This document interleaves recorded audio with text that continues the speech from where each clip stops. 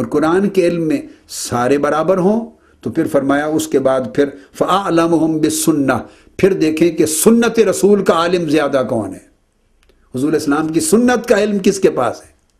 تو آپ نے دیکھا کہ گویا سنت کو سارا علم قرار دیا جا رہا ہے اور معیار قرار دیا جا رہا ہے امامت اور پیشوائی کا۔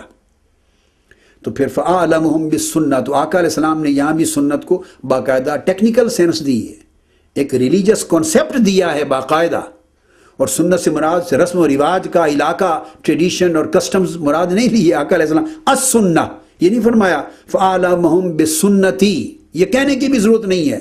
جب السنہ مطلقاً آئے گا تو اس سے بہر صورت مراد سنت رسول صلی اللہ علیہ وآلہ وسلم ہوگی، اور سنت رسول ہی میں سنت خلفائے راشدین اور سنت صحابہ از خود شامل ہے نیابتاً، جیسے آقا علیہ السلام کے فرمان میں از خود فرمان الہی شامل ہے۔ فرمایا من یطع الرسول فقد اطاع اللہ، جو رسول کی اطاعت کرتا ہے اس نے اللہ کی اطاعت کر لی۔ تو رسول کی اطاعت میں ایکسپریسلی بھی امپلائڈلی بھی اللہ کی اطاعت از خود شامل ہے۔ اس لیے وما ارسلنا من رسول الا لیطاع باذن اللہ، ہم بھیجتے ہی نہیں ہیں رسولوں کو، اور جس رسول کو بھی امت میں، انسانیت میں یا کسی قوم میں مبعوث کرتے رہے ہیں اور مبعوث کرتے ہیں، صرف اس لیے مبعوث کرتے ہیں لیطاع باذن اللہ، تاکہ اللہ کے امر سے وہ مطاع بن جائے، ماڈل آف بیہیویئر بن جائے، اس کی اطاعت کی جائے، اس کی تقلید کی جائے، اس کی پیروی کی جائے، اس کو فالو کیا جائے۔ تو انبیاء اور رسول کو تو دنیا میں بھیجے جانے کا مقصد ہی یہ ہے کہ ان کی سنت کو ان کی امت کے لیے حجت بنایا جائے، ان کی سیرت کو ان کی امت کے لیے حجت بنایا جائے، ان کے بیہیویئر کو ان کی امت اور انسانیت کے لیے حجت بنایا جائے، ان کے ماڈل آف کنڈکٹ کو، ان کے کنڈکٹ کو امت اور انسانیت کے لیے حجت بنایا جائے۔ تو کنسیپٹ ہی یہ ہے رسالت کا، رسول کی۔ ہاں تو میں یہ عرض کر رہا تھا چونکہ رسول کی سنت میں از خود، رسول کے حکم میں اور رسول کی اطاعت میں از خود اللہ کی اطاعت شامل ہے، نیابتاً عن اللہ، رسالتاً عن اللہ، کیونکہ وہ اللہ کا نمائندہ بن کے رسول دنیا میں آتا ہے، اور اللہ کا امر انسانیت تک پہنچنے کا سوائے رسول کے اور کوئی ذریعہ ہی نہیں ہے۔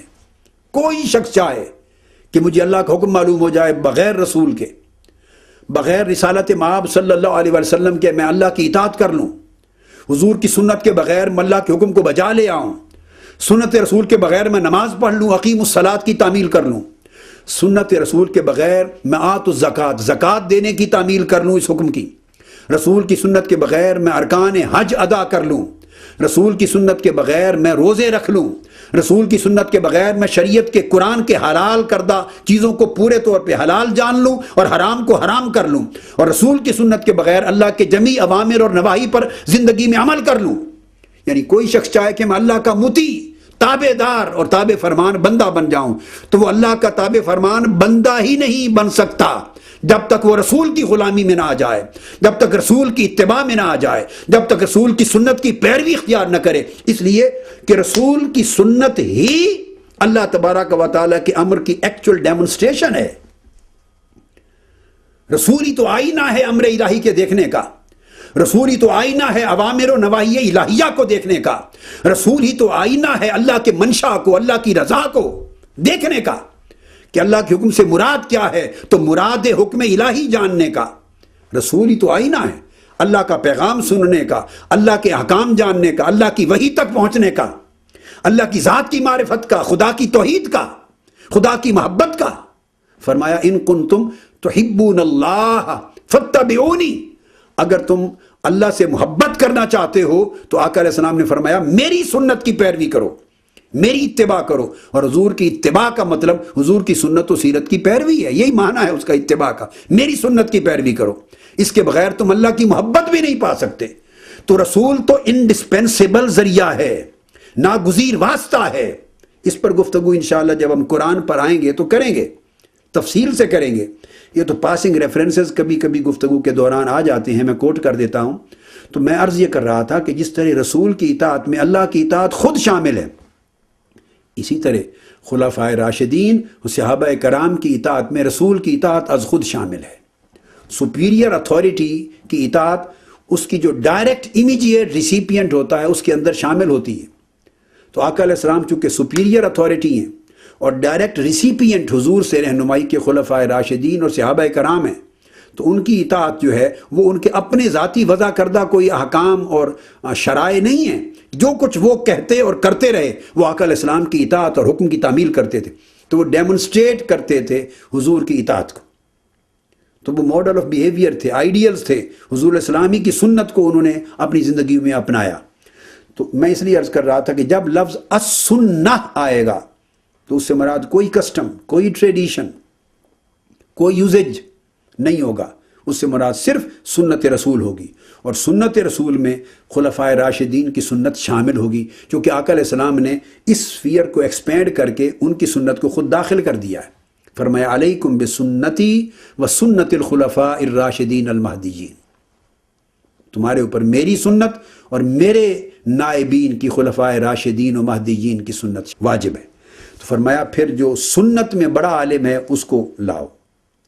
فَإِن كَانُوا فِي السُّنَّةِ سَوَاءٌ، اور پھر فرمایا اگر سنت، میری سنت کے علم میں بھی وہ سب برابر ہوں تو پھر فَأَقْدَمُهُمْ ہجرتاً، پھر جس نے ہجرت پہلے کی ہو اس کو امام بنا لو، پیشوا بنا لو.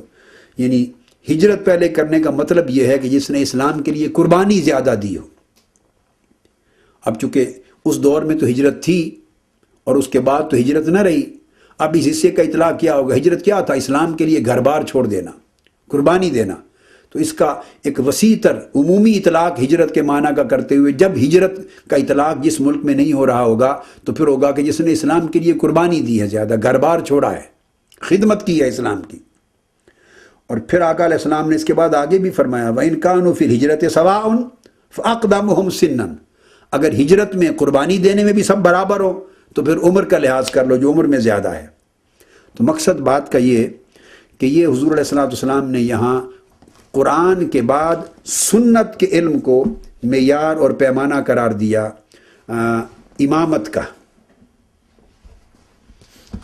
اب یہاں اس کے بعد آگے اب کچھ اور احادیث پر آتے ہیں جو حضور صلی اللہ علیہ وآلہ وسلم سے مروی اسی باب میں. اب یہ امام حاکم نے مستدرک میں روایت کیا ہے کہ حضور علیہ السلام نے فرمایا، اور اس حدیث کے راوی ابو ہریرہ رضی اللہ تعالیٰ عنہ ہیں. آقا علیہ السلام نے فرمایا ترکت فیکم شیئین لن تدلوا بعدہما کتاب اللہ و سنتی ولن یتفرقا حتی یرد علی الحوض. امام حاکم نے مستدرک میں سند صحیح کے ساتھ حضرت ابو ہریرہ رضی اللہ تعالیٰ عنہ سے روایت کیا کہ لوگو، میں تم میں دو چیزیں چھوڑے جا رہا ہوں، اور اگر ان دو چیزوں کو اپنا لو گے اور تھامے رکھو گے تو ان کے بعد کبھی گمراہ نہیں ہوگے. کتاب اللہ، اللہ کی کتاب قرآن، و سنتی اور میری سنت. اور پھر کتاب اللہ یعنی قرآن اور سنت کا جوڑ آپس میں ہمہ وقت ناگزیر طور پہ اکٹھا رہنا، ان کو اکٹھا سمجھا جانا، اکٹھا جانا جانا، اکٹھا مانا جانا، اس کو بیان کرتے ہیں. آقا فرماتے ہیں وَلَن يَتَفَرَّقَا حَتَّى يَرِدَ عَلِيَّ الْحَوْض، اور قرآن اور میری سنت اس طرح جڑواں ہیں اور جڑواں رہیں گے کہ حتیٰ کہ قیامت کے دن حوض کوثر پر بھی یہ قرآن اور سنت دونوں اکٹھے میرے پاس آئیں گے. یعنی روز قیامت تک یہ اکٹھے رہیں گے قرآن اور سنت، گویا ان کو جدا کوئی نہیں کر سکتا، جو جدا کرے گا وہ گمراہ ہوگا.